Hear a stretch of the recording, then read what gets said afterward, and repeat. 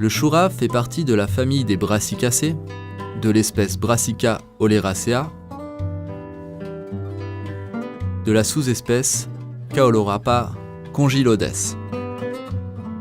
On trouve également dans l'espèce Brassica oleracea le chou brocoli, le chou cabu, le chou de Bruxelles, le chou-feuille, le chou-fleur et le chou de Milan.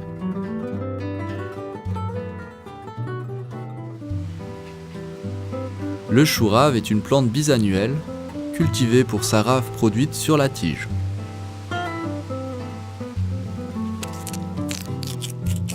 Il produit peu de feuilles et sa chair blanche reste tendre.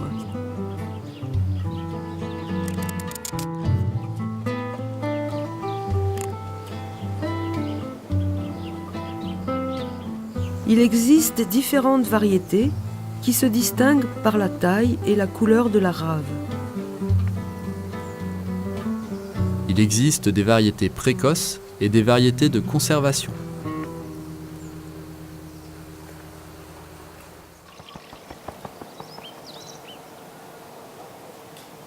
Pollinisation de tous les choux de l'espèce Oleracea.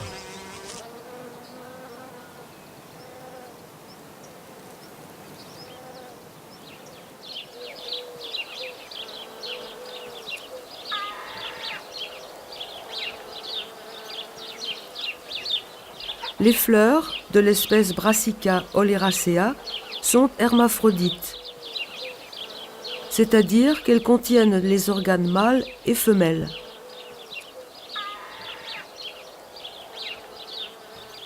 Mais elles sont en grande majorité autostériles. Le pollen des fleurs d'une plante ne peut féconder qu'une autre plante. Les plantes sont donc allogames. Pour permettre la pollinisation, il faudra donc les cultiver en groupe. Ce sont les insectes qui sont les vecteurs de pollinisation. Ces mécanismes permettent une grande diversité génétique naturelle.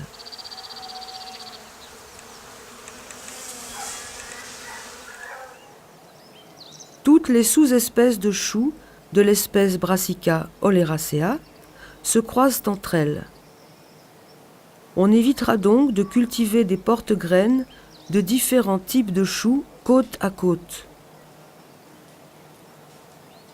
Pour conserver la pureté variétale, il est conseillé d'isoler chaque variété de l'espèce Brassica oleracea d'une distance d'1 km. Cette distance peut être réduite à 500 mètres s'il y a une barrière naturelle, comme une haie, entre deux variétés. On peut aussi pratiquer l'isolement variétal avec des ruchettes d'insectes sous moustiquaires fixes.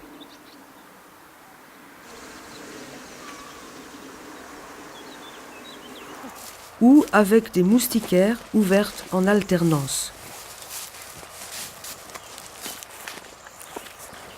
On se référera pour cette technique au module sur l'isolement mécanique de l'ABC de la production de semences.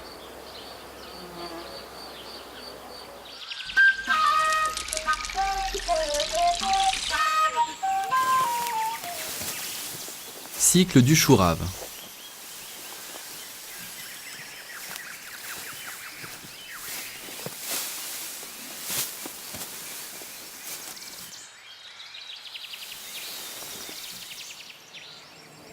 Les porte-graines des variétés de conservation se cultivent la première année du cycle, de la même manière que pour les choux destinés à la consommation. La première année, ils forment des raves qui devront passer l'hiver pour fleurir l'année suivante.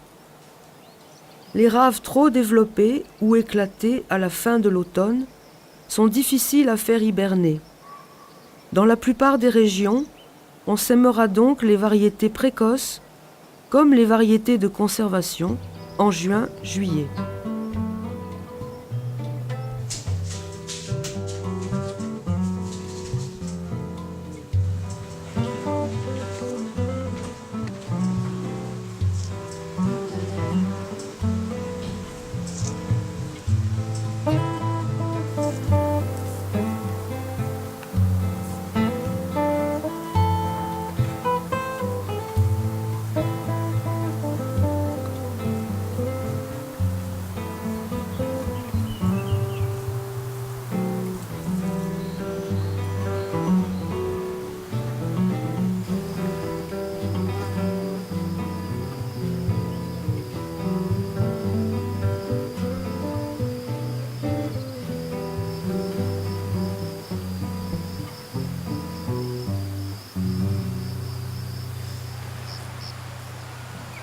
Pour une bonne diversité génétique, il est nécessaire de sélectionner 30 choux raves à l'automne afin de conserver au printemps 10 à 15 porte-graines.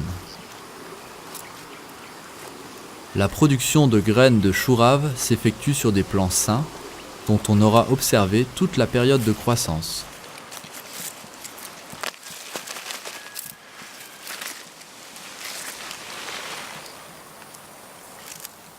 Cela permet de connaître toutes les caractéristiques des variétés. La qualité de la rave, la vigueur et la croissance rapide du plant, la résistance aux maladies, la bonne conservation ou la précocité, la résistance au froid. Les porte-graines peuvent se conserver en cave. On coupera les feuilles latérales en préservant les centrales.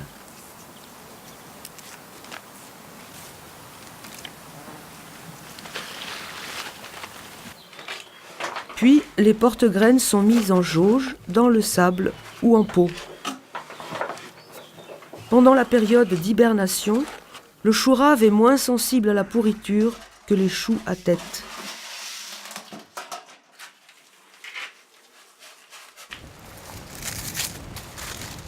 Dans les régions à climat doux, le chou rave peut rester en terre car il supporte des gelées à -7 degrés. Un hiver sec lui convient mieux et des raves moins gorgées d'eau sont plus résistantes aux rigueurs de l'hiver.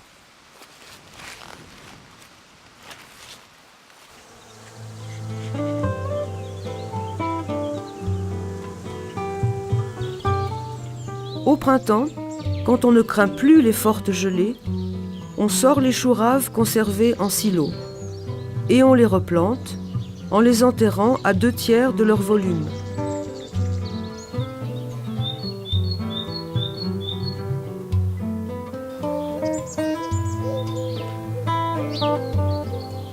Le chou rave va former des hampes florales et monter en fleurs. Pour empêcher l'averse, il sera parfois nécessaire de tutorer les hampes florales.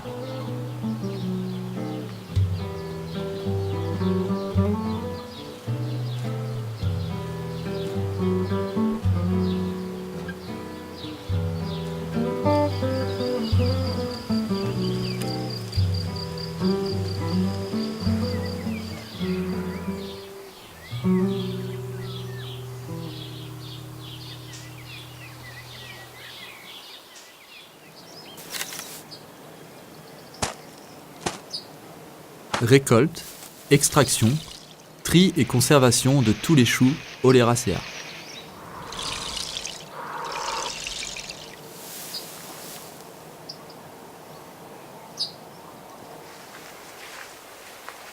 Les graines de choux sont mûres quand les capsules, les siliques, prennent une couleur beige. Elles sont très déhiscentes, c'est-à-dire qu'à maturité, elles s'ouvrent facilement et dispersent leurs graines.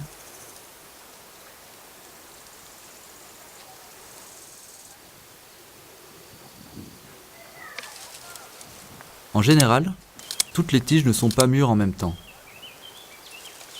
Pour ne pas perdre de graines, on peut récolter au fur et à mesure de la maturité des hampes. On peut aussi récolter la plante entière avant la maturité complète de toutes les graines. Pour terminer le processus de maturation, il est nécessaire de bien les faire sécher dans un endroit sec et ventilé, en évitant de les exposer aux rayons du soleil.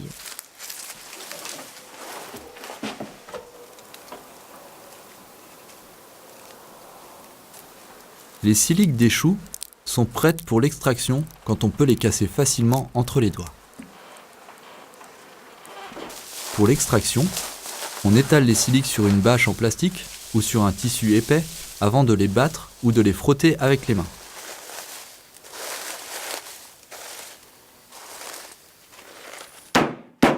On peut aussi remplir un sac qu'on battra sur une surface molle. Pour des quantités plus importantes, on peut les fouler au pied ou rouler dessus.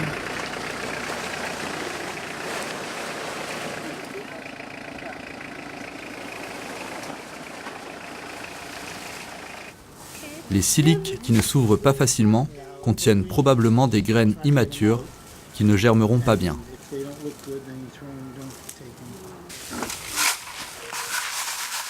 Pour le tri, on enlèvera les déchets en les passant dans des tamis grossiers qui retiendront les déchets et laisseront tomber les graines dans un récipient. Puis on les passera dans un autre tamis qui laissera passer tous les petits déchets, mais pas les graines.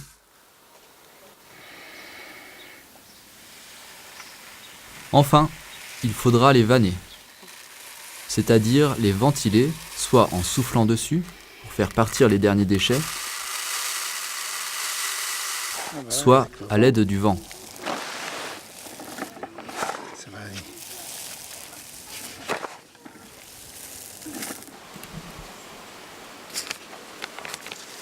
Toutes les graines de l'espèce Brassica oleracea se ressemblent énormément. Il est donc très difficile de distinguer par exemple des graines de chou cabu de celles de chou-fleur, d'où l'importance de bien étiqueter les plants porte-graines et les graines récoltées avec le nom de l'espèce, de la variété et de l'année de culture. Pour la conservation, on mettra les graines quelques jours au congélateur afin d'éliminer les parasites. Les graines de chou ont une durée germinative de 5 ans. Elles peuvent cependant conserver une faculté germinative jusqu'à 10 ans.